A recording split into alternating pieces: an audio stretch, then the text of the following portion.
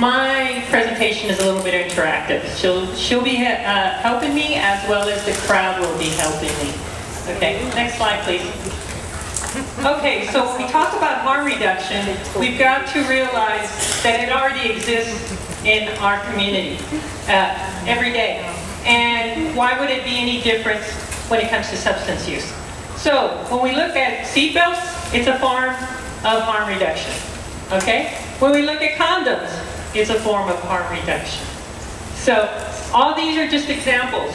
So hopefully you guys have listened to all of the great speakers today and recognize that harm reduction is necessary in our community. Okay? Next slide, please. So I was fortunate enough to attend a harm reduction conference about a year and a half ago in New Orleans. And I met a great group of people from the First Nations Health Authority, and they have come up with some phenomenal videos that speak about harm reduction in their community. And you're going to hear from several people. One of them will be Andrea, and that's the individual that I met at the harm reduction, and she gave me permission to actually use the videos and some of their training modules. So next one.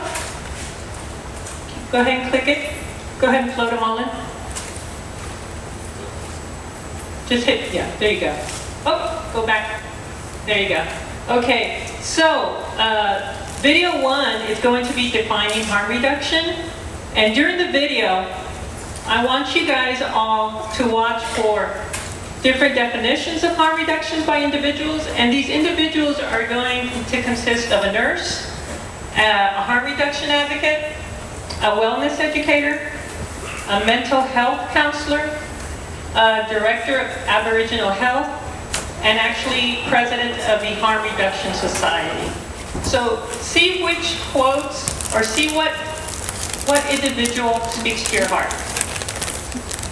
All right, next. So this is the first video.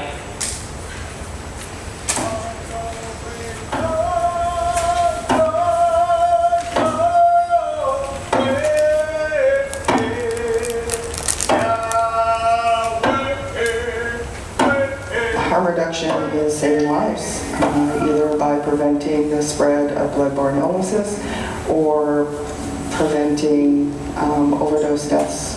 My name is Kim Calder. I'm a nurse at Vancouver Native Health. I work as an LPN, and I am also a member of the Senate First Nation in White Rock. Because I work as a nurse, everybody who comes here knows that we have all the harm reduction supplies right inside the nursing station. I've had people who have no idea who we are, but they'll see somebody they know on the street and say, hey, do you know, like, where can I get some rigs? And they point them in this way, and they just walk in and ask us for them, and there you go. My name is Martin Shear. I am McMatt from Ontario, or from Nova Scotia, but I grew up in Ontario. People are going to use, they're going to use, right? It's their lifestyle, and I'm not going to judge them for doing it. I'm going to help them do it properly. As well as, if I can keep them safe enough to live their lifestyle the way they want, and keep them alive long enough to want to quit, right? Then that's what I'm doing. For me, harm reduction is when they're using properly. They're doing the right routine, they're taking care of their skin, they're taking care of the injection sites, they're taking care of their mouths, they're smoking, all that stuff, right? That's what true harm reduction is for me. My name is Andrea Medley, and I'm from the Haida Nation of Wilmasset, and I'm the Indigenous Wellness Educator with the First Nations Health Authority. When we think about harm reduction, I think what often comes to mind is urban populations, and we often see it as an urban issue. It can be hard to see how our more rural and remote First Nations communities, or even First Nations communities in general, might fit into that picture because of the trauma, the trauma and the just suffering that drugs and alcohol and substances have caused in many of our communities. That can be difficult to host conversations about harm reduction. Like, why are we giving out needles and smoking supplies when these substances have caused so many issues and hurt so many people and families. So So I think that is a challenging part of the conversation, and to bring light and understanding is a really important part of our jobs, because we know that harm reduction is a way to keep people safe, and not only does it save lives, it also improves the quality of life. My name is Dee Dee Nelson, and I work as an addictions mental health counselor. For me, it's always when a person is actively using, it's keeping them safer, keeping them healthier, and providing different avenues of wellness for them and with them, because they're the ones that are often the people that are the experts on how they're doing and what they need. Hi, my name is Patrick Smith. My tradition is forebears, and I come from the Kwai'gwith Nation on Vancouver Island. I'm Director of Aboriginal Health for PHS Community Services Society. My job is always to find a way to, support people from an Indigenous lens. For me, harm reduction is about, creating hope for people. Hope that, no matter what you do, you're going to feel safe, you're going to feel loved, you're going to feel supported. For me, why we created this space was just, we wanted a safe place for people to come, connect with their culture and things like that. So we created this, not something on the lot, what we call it Real One House, because it's open to everybody in the center. I had a pretty challenging upbringing. I had, murders or family members growing up, addictions, mental health, being evicted lots of times, So I had, a challenging life as a childhood. But some of the stories I've heard down here, people, I'm amazed that they're even alive, that they can even function, never mind smile throughout the day. They're my real heroes, a lot of them. It's just strengthening the human spirit, to see it in action like that, it's a beautiful thing to witness. My name is Tracy Morrison. I'm actually from First Nations Ojibwe, and I am from actually Big Grassy Reserve. I'm here in Vancouver. I live in the downtown east side, which is kind of like the Porter's postal code in Canada. The community itself is just an amazing community. It's my home. This is where I'm going to stay. WARS actually represents Western Aboriginal Harm Reduction Society. We're a group of people who are current, former illicit drug users and or former current illicit alcohol users. WARS is almost like a detox or treatment for some people.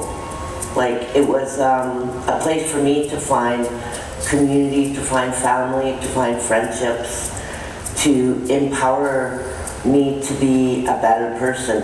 If a person's going to use, a safer way to do it. That's part of harm reduction, but it's also helping people to empower themselves and being able to accept people for who they are and not what we should be. We're people, we're not the addiction.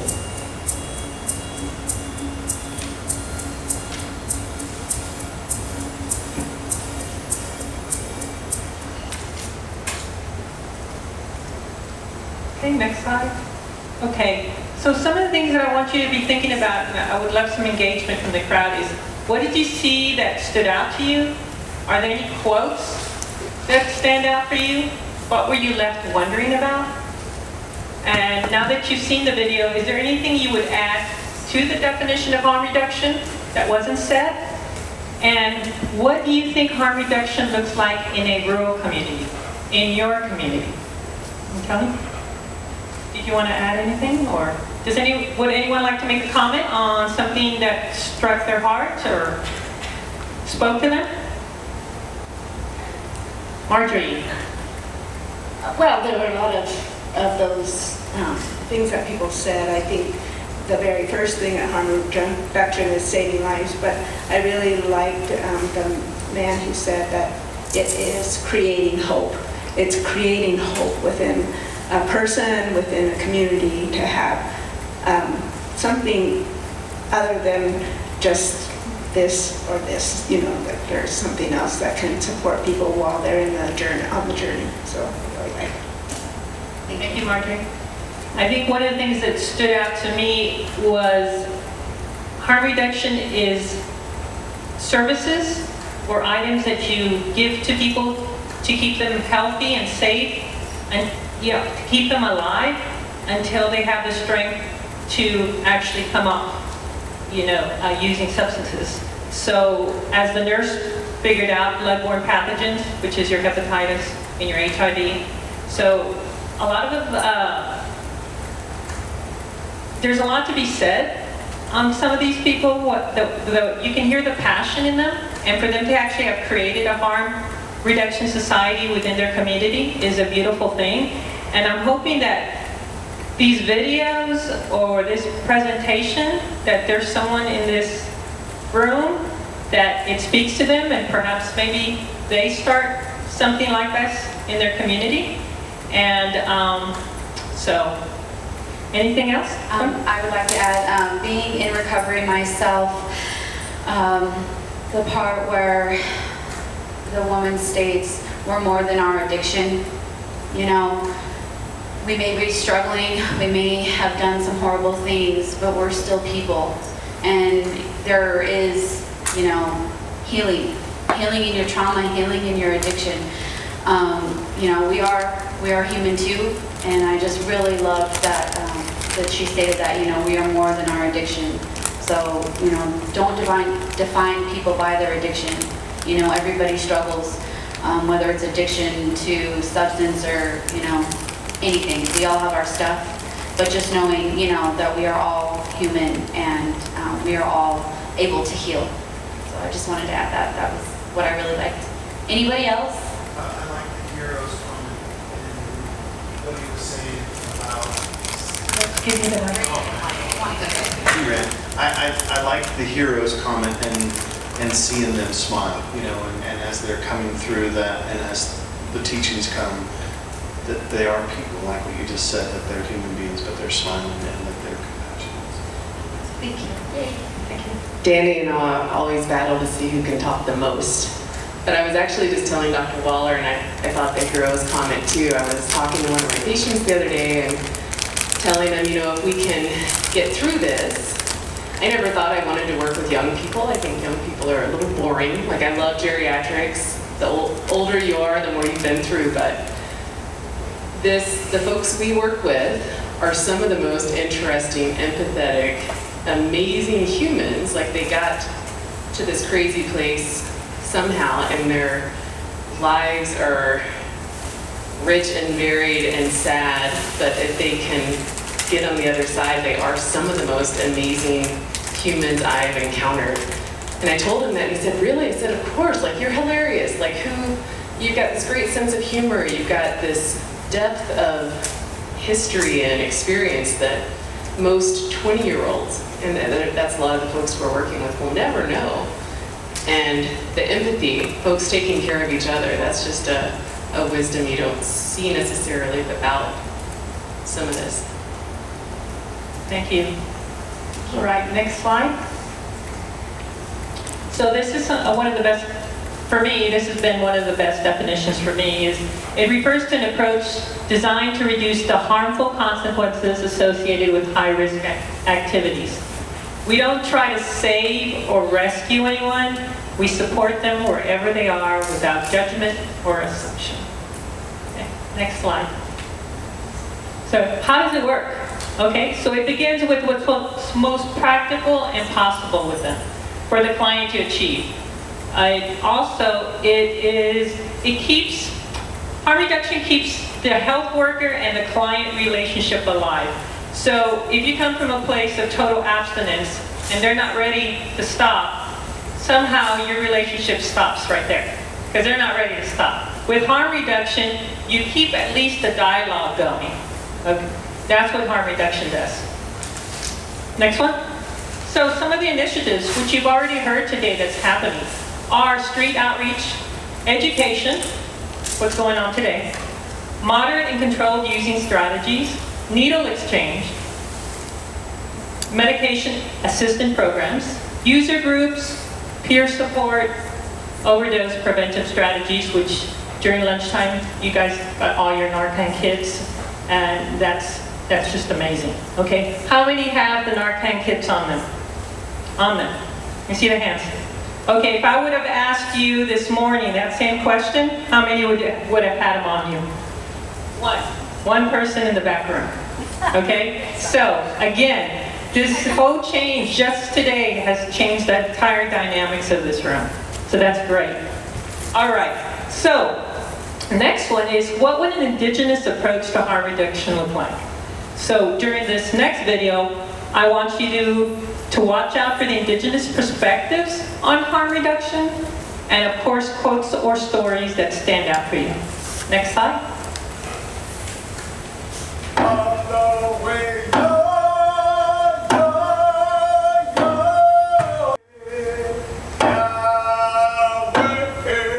My name is Len Pierre, and I come from Keetsi First Nation in Coast Salish Territory. Traditionally speaking, our communities have so much love and so much care that we come from this very, very passionate point in our families' lives by saying, don't do it, I love you too much, just stop, and just quit. That's abstinence. And we call that being clean. But the problem with that is when we deliver those kinds of messages to people who use substances, it's very shame-based. But when we introduce the notion of harm reduction allows for so many more steps to be included. It allows for way more room for love and care, support along the way, and making sure that they're included in their decision making. And as Indigenous people, we've always had that way about us.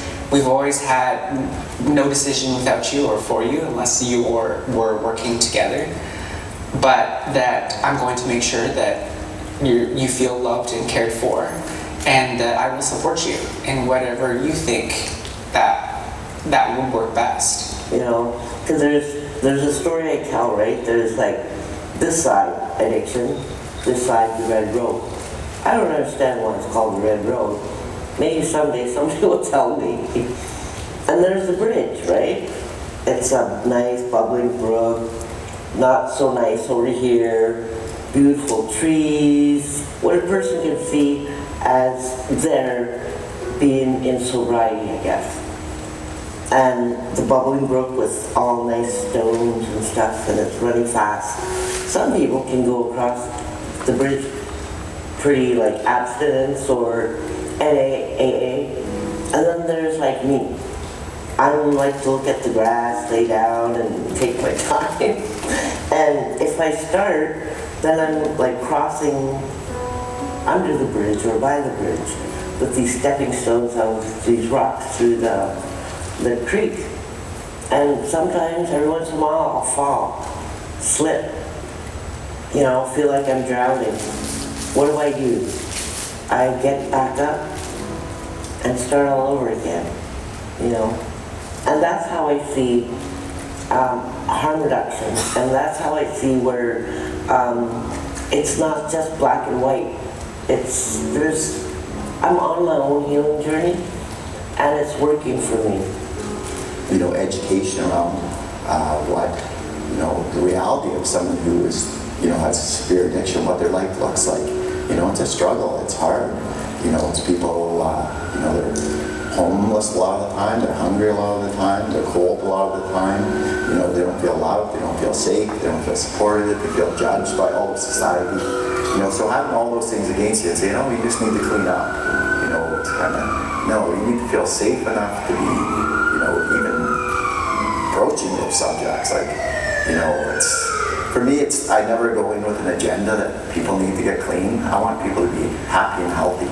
You know, whether that's someone who's still actively using, that's up to that's their individual choice. Well, I believe we're all here and put here to help other people.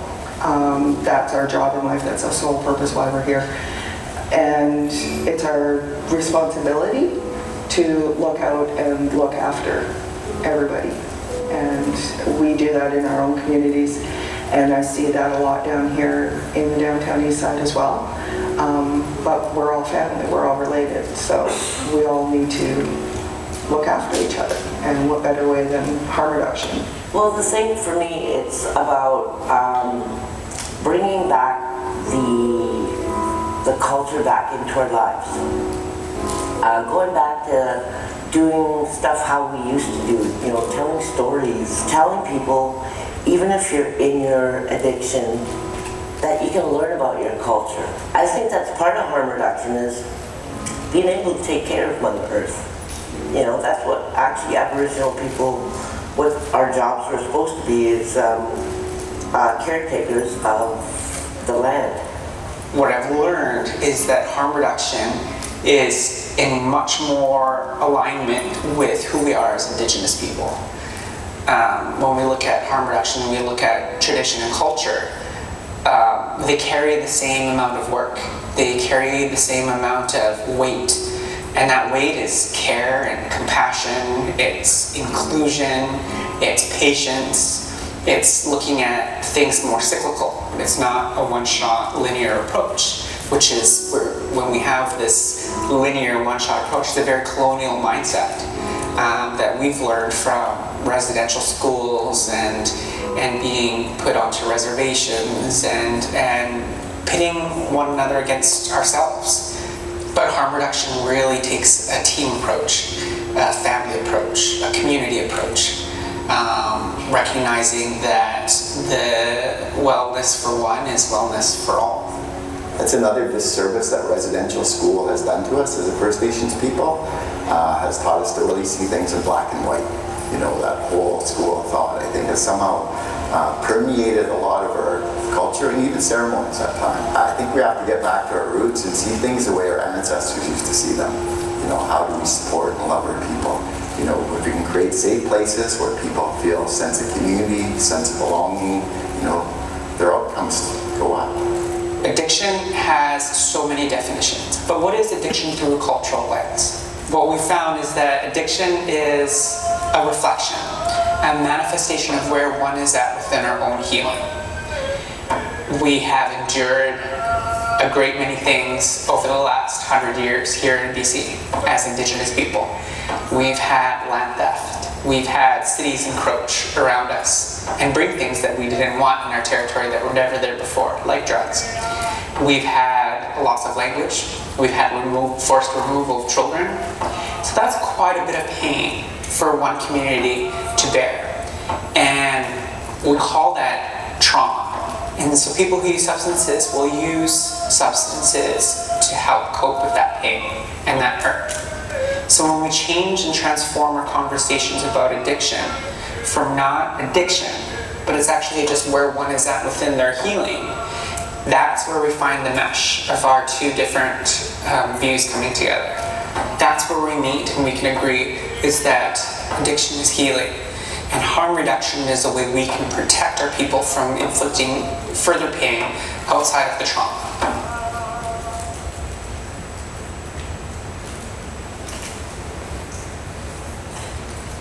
Okay, like we spoke before, you know, what stood out for you? You know, how did the people in the video relate to you? What spoke to you? Anyone? Okay.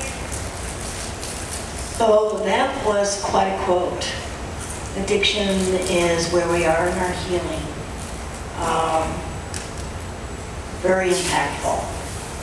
And his understanding of the whole progression of trauma to coping to harm reduction care. Very beautiful. Thank you. Anyone else? Back. Mm-hmm.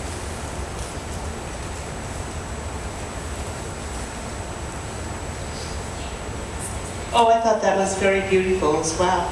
And that, that we have to go back to our culture and have that respect and build that back within our communities, because it is our communities that we have to heal. And if there's one person, then we need to help that person. But we need to think about everything like in a circle, in whole, and that our parents, and like they said, trauma is, a reflection of our past. And it's coming out in our children, and it's affected our families in different ways. And I think the ones that are pretty traditional, they can feel that, and it's reflected in our parenting, and that this is beautiful to be able to see that we're coming together, and that we need to come together, because I wasn't even aware that there was these kind of med programs out there, and that through our culture, that's our wellness, and this is just our addiction is a reflection of our past, and so I think that we need to embrace that in our communities, and we need to make that be known, because it's our children that are going to suffer. They're going to be the ones that are going to be put in homes if we just don't help our families. And we have to have a solution for our families, not just looking at it as an addiction is bad.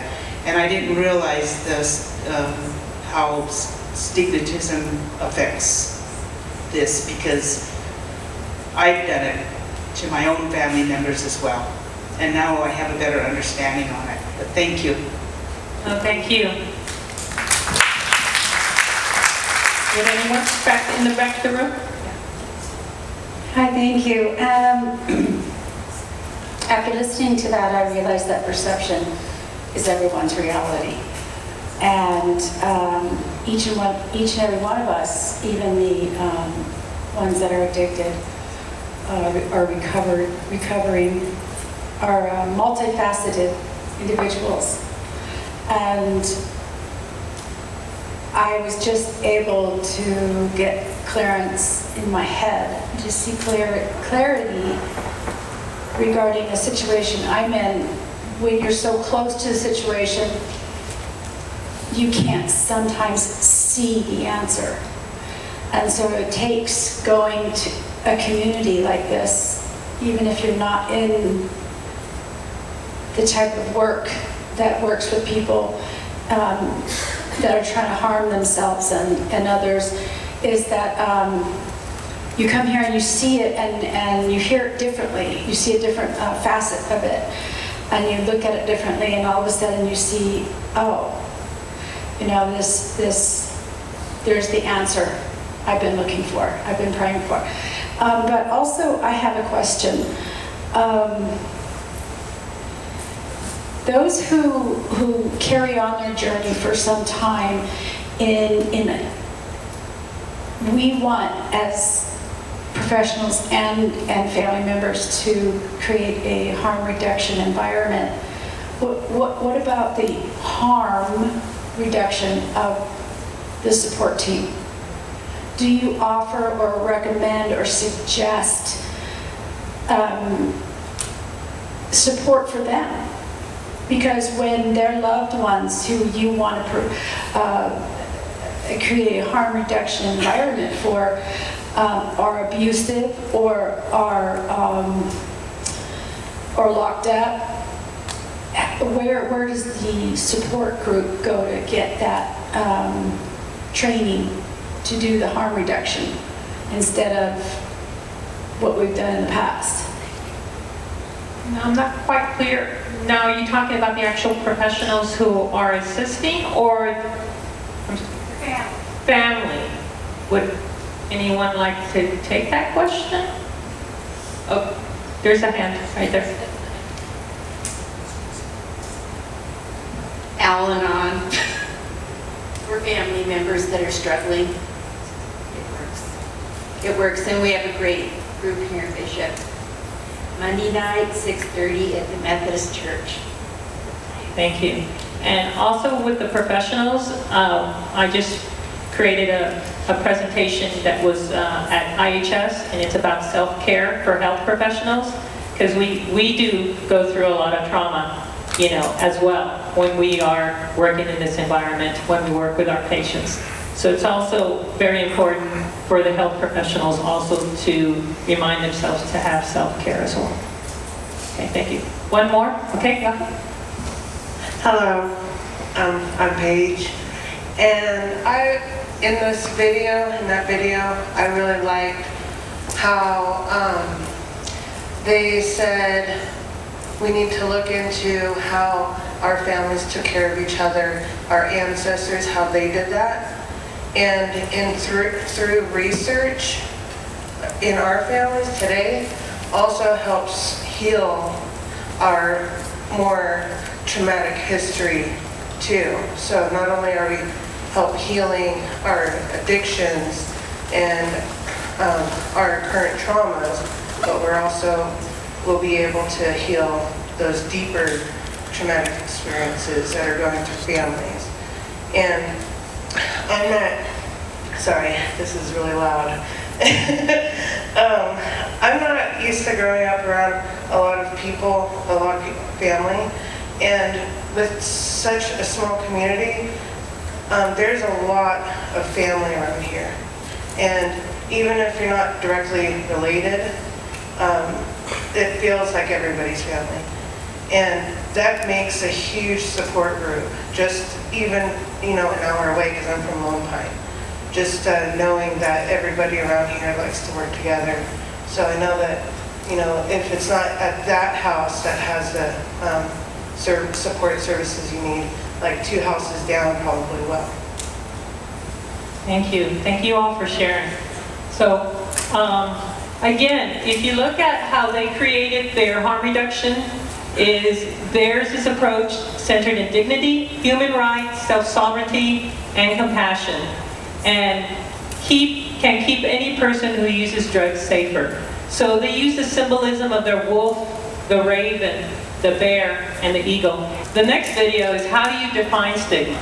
And as she spoke, for some people this photograph some people may see that he's a homeless drug addict, but for someone else he was a beloved son they couldn't help. So it's time for us to stop dropping stigma and start using the right vocabulary. And so during the video, watch how stigma impacts people who use drugs and how people are resisting stigma. Okay?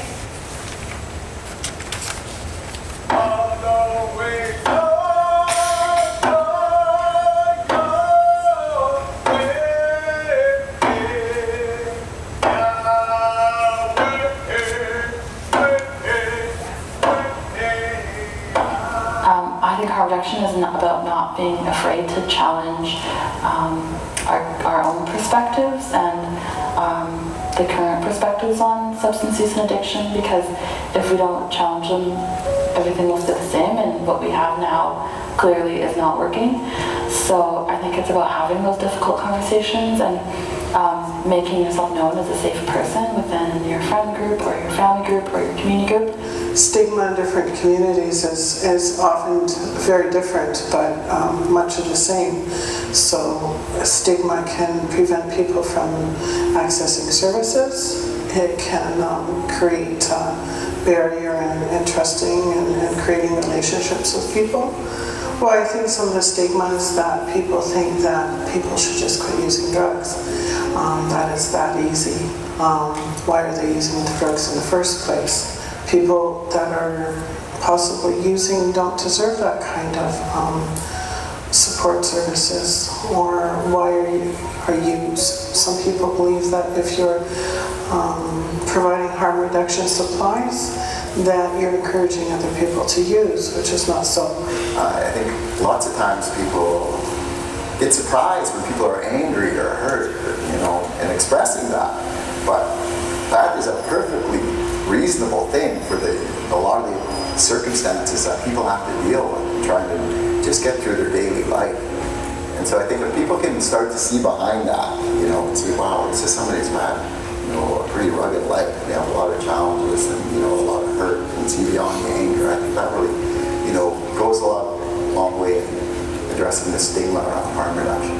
Less stigmatization. That's a huge one. People don't want to ask, especially when you're in their home communities. People don't want to ask for it because then they're going to be labeled as a drug user. And, you know, there's a lot of stigma that goes along with being a drug addict. I would say I have these whammies against me, right? Like being a drug user, an alcoholic. I live in the downtown east side. I'm Aboriginal. I'm a woman. I'm a welfare bum, you know? And I don't think of those as negatives. I think of them as, they're what strengthen me. And when I meet people, people don't know, a lot of people don't know that about me. I'm like, well, did you know these things about me? And they're like, no. And I'm like, wow. I said, see, that's dropping stigma. So many people are like, why do you tell people everything about your life? I said, because I want people to know that we're not bad people. We're good people, you know? We have families. I'm somebody's sister. I'm somebody's auntie, you know? It's those kind of questions, those things. You know, everybody is here for a reason. The Creator put us here.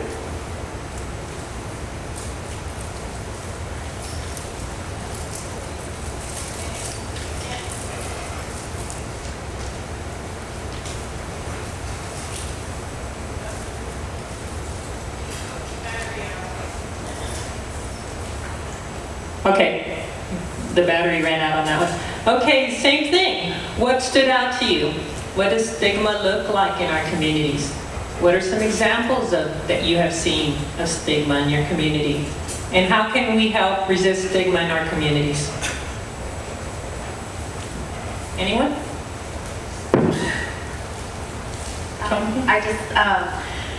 So stigma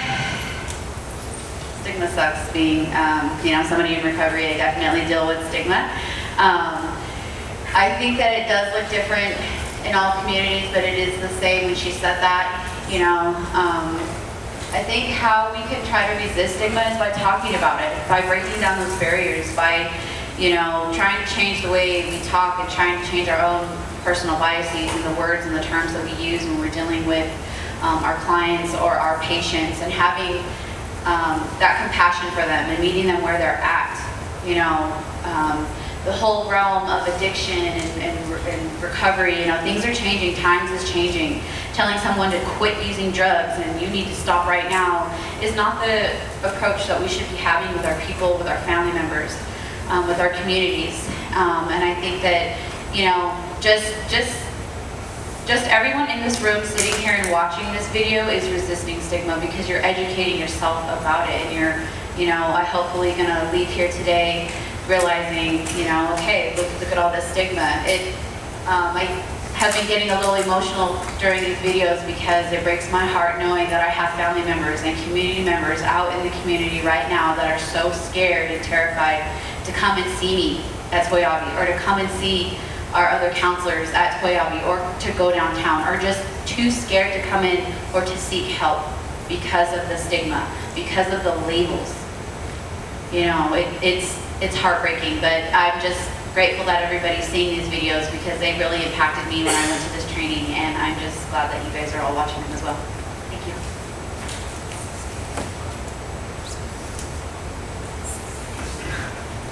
Dr. Goshgarian and I went to a conference, the Edie Bridge conference, and there was a really powerful comment of one of the physicians got up there and said, it's really hard for me in one hand to prescribe Suboxone and in the other hand give you needles. It was this conflicting stigma that he had of like the treatment that he was going to provide. And by the end of the conference and discussion and education and talking, he was all about giving out packets of needles and tourniquets and syringes and all that kind of stuff. And so that is the big part. It's education, talking about it, getting it out there that it's okay. Because we in the medical field have that same thing. It's like we can say, well, I'm going to give you a diabetic medication. You should probably cut back on the sweets. But I'm still going to give you a medication to treat your diabetes or treat what you're doing. And it was a really powerful thing. He just got to me and goes, I really have a hard time giving a drug to treat and then giving you something to give yourself the same drug. I just thought it was really powerful.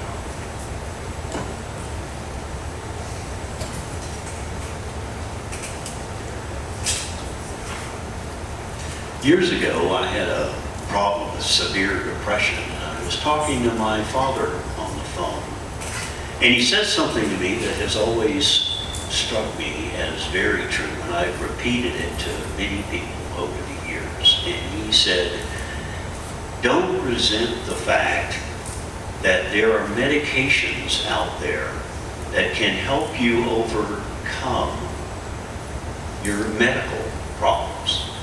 He was diabetic, for example. He said, I don't resent taking my diabetes medicine. It's helping to keep me alive. So I sort of see that at play here today, that there is a medication out there that can be very helpful, and that there shouldn't be this stigma that people use medication to get through their life and be relatively healthy in the process. Beautifully said. Thank you.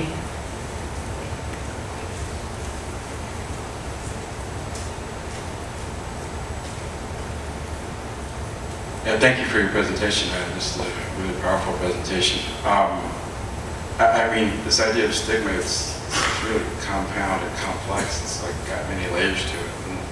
And then working within the Native community, you know, there's some added issues that have arisen in the community back home where I work. What stood out for me in that video was the last person that was presenting, and how she took those things that she was taught stigmatizing about herself and owned them. Like she said, I'm indigenous, you know, I'm Aboriginal. It's not a negative, that's a positive. Like I can own and be proud of that. I don't have to be ashamed to be Native or indigenous. That was very powerful. But what does stigma look like in the communities? And you know, I work in the field of addiction counseling and treatment, and working with folks who have opioid use disorder or surviving and living,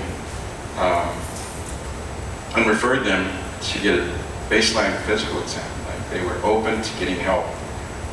One person for the first time in his life, and trusted that I was making an appropriate referral, because I really believed that I was. And when he was met by one of the medical professionals on 3 different occasions with 3 different people, the words that stung, I mean, to this day, and I'm sitting here and I'm reminded of that.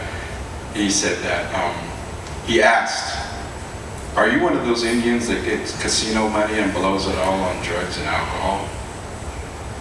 And that man, it crushed him. Like, he immediately left and came back to me in tears and said, I'll never go back to that clinic. There's no way. How are you going to help me? What am I going to do? And I'm like, and then that happened on more than one occasion, happened 3 times. And so, of course, I had to file a complaint, you know, as a colleague. I just couldn't believe it. I went and had a discussion with that person, but then the offer to do cultural re-education, right? Cultural competence, which speaks to incompetence, but yeah, that was devastating to those relatives that we were trying to get them some help. And so addressing it, like, how do we help? This is it. Like, you have to have campaigns. We did that for the AIDS crisis. We did it for the methamphetamine crisis. You know, mental health, anti-stigma campaigns. I'm a part of that back home. And this is just another one. We got to just get the message out there, educate people, reach out, get down into you know, these grassroots organizations, wherever we need to be in hospitals, and we need to spread the word. And so I really appreciate the conference, and I think this is what we're doing, like you said. This is what we have to do. Thank you for sharing. We have one more video. Okay. Next slide. Okay. Go ahead and float them in. Again, what are some challenges experienced when talking about substance use and addiction in our communities? And after watching this whole series of videos, what are your hopes for the future with harm reduction in your communities? Okay, next slide.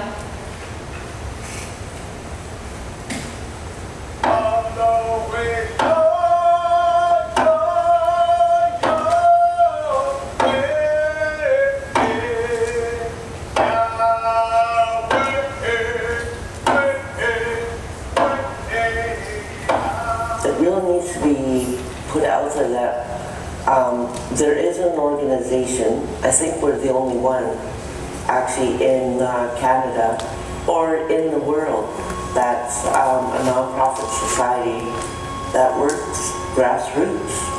And we're really proud of that.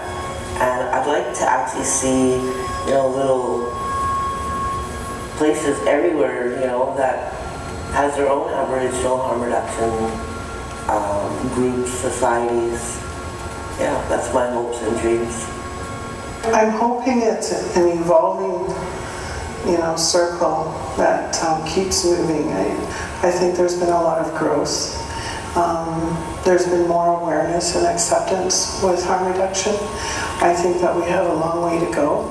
And I think, that I see the fentanyl crisis.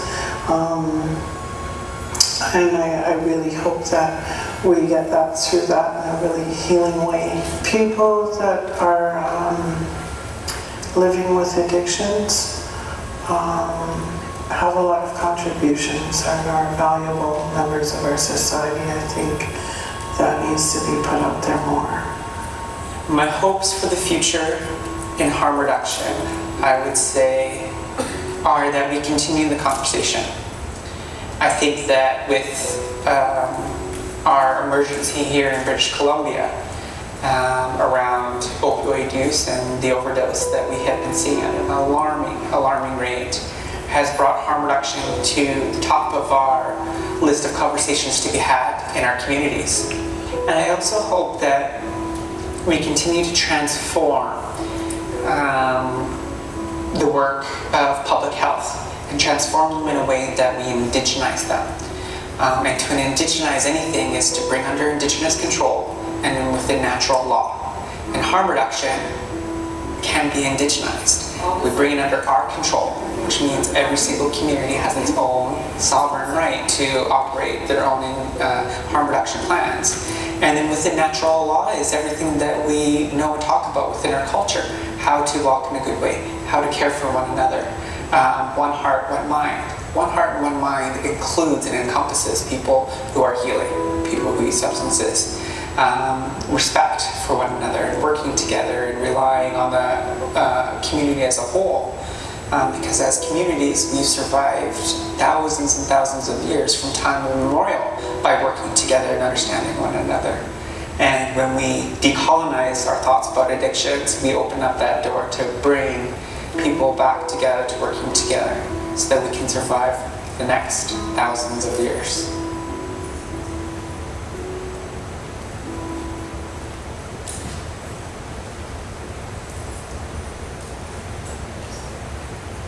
Okay, final discussion. What stood out for you in the video? Is there any comments anybody would like to make about the series of videos that you saw today? And how do they relate for your hopes for your community? Anyone?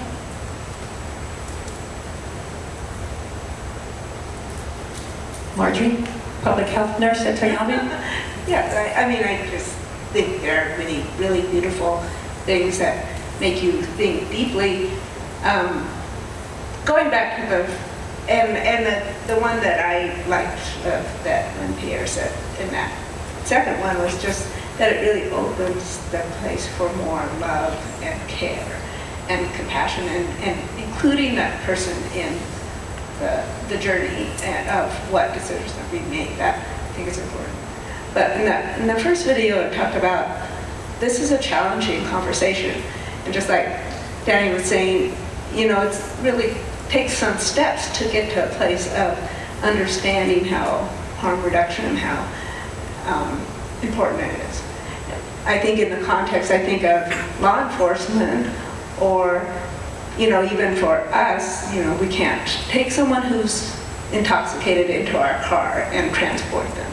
So there are some guidelines about within the context of an organization, and I think it's a process, but I think starting it today or for many people who have already started it, how can we be more loving and compassionate in our response to someone, even if we have some guidelines that don't allow us to, totally accept some things I don't know how to say, but. Thank you, Marjorie. Okay. Connie, any last words before we move to a couple more slides? Yeah, so I know we all have hopes for our future within our community and within the harm reduction realm and the different programs that we're working with the Addiction Task Force and the Opioid Response Coalition. One of our biggest dreams and hopes and, would be to have a place just like Wars does here on our reservation. A place where if someone is struggling, they can have a bed for the night, or a place where they can go to detox and then get treatment, or we can take them. A place within our community, even downtown, or even just have one place where we can have for our people to go to. Because we have so many people that are just floating. Floating from here and floating from there and not really having a place to go. And I really loved the videos where it talks about bringing our culture back and bringing our culture back into the recovery and into the addiction. Because we've lost a lot of that, back to trauma, back to the boarding schools, Albert speaking about his father not telling him that he was in boarding schools. So he didn't even know where the trauma lies or what, this was his trauma that he was passing down. My grandparents were in boarding schools. I deal with things that, I'm pretty sure that they dealt with, that they passed on to me, that, is a layer of my trauma. And I just want to thank you all again for coming here today, and hopefully we see your faces tomorrow.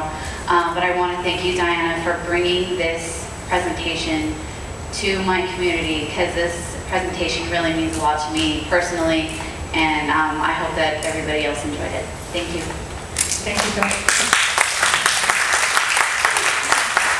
We're going to talk about trauma-informed care, but I want to stay on time. But if you could just flip to consider something to consider about harm reduction. Again, moving from models, go back. Moving from models from treating and fixing people to listening to people and creating space for inclusion. Next slide. Again, Sam says, trauma-informed care shifts the focus from, unlike the doctor that Albert sent his client to, it's more of the doctor saying, instead of what's wrong with you, to what happened to you. And that is trauma-informed care. Okay? So something for all of us providers to think about. Okay, next one is trauma impacts the ability to discern danger from safety. So people who are making risky choices in an effort to manage their trauma or to cope with it. So again, it's what's going on in the brain, like Dr. Waller kind of spoke about this morning. So it impacts the ability to form trusting relationships. So when they do come to you, be a safe person, okay? Next one. And next one.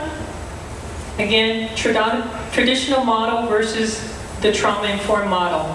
Clients are sick, ill, and bad. Clients are hurt and suffering. And wish I had more time, but I want to keep my time for Dr. Waller. Keep on going. Key points to consider. Focus on the risk, not the substances. Focus on being a safe person that people can reach out to. Focus on ways to reduce the risk, which may or may not include stopping any substance use. Focus on any positive change, okay?